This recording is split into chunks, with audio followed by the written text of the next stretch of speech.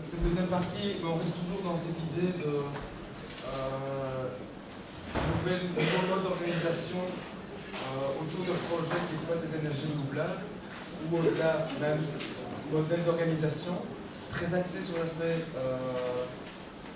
les aspects de financement, mais aussi éventuellement sur d'autres aspects de mode d'organisation, de gouvernance ou d'autres approches d'activité économique.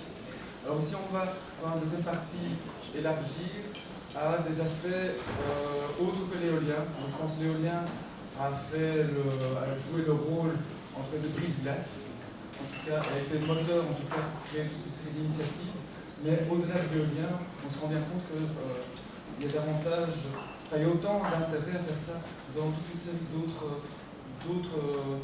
systèmes, que ce soit les énergies renouvelables, l'isolation, ou en tout cas dans différents services énergétiques. Parce qu'on est dans des logiques souvent capitalistiques, ça veut dire qu'il faut investir de l'argent, et après, sur le long terme, on y gagne. Et donc c'est un peu dans cette logique de sortir du coût immédiat, mais d'aller plutôt dans un investissement qui dans le temps est récupéré et qui au final permet en tout cas de réduire nos besoins financiers et donc de vivre mieux, plus autonome, plus serein.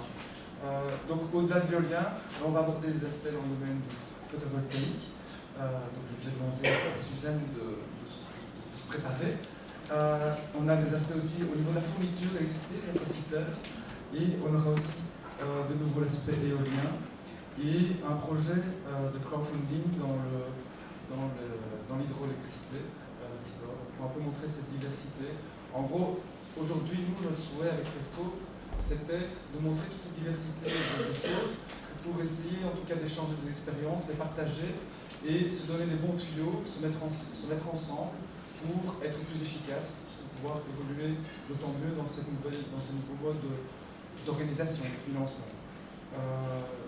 Voilà. Alors, j'ai pris la petite image à côté, c'était dans la dernière revue d'énergicité, donc le petit cochon qui serait alimenté.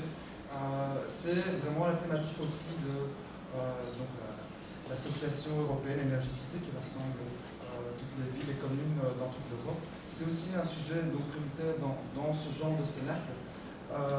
Et donc on voit qu'il y a deux modes entre guillemets de financement alternatif. On a ce qui est en lien avec une coopérative, ça veut dire qu'on mandate un groupe, un conseil d'administration, pour gérer un fonds et mettre en place des projets. Ou bien on peut avoir aussi des systèmes de crowdfunding, donc on dédie directement de l'argent à un projet. Alors avec ou sans revenu, ça dépend, il y a différentes formules possibles. Ça c'est un peu le cas. Donc la dernière revue de l'électricité a un article sur le sujet qui peut éventuellement attirer votre attention.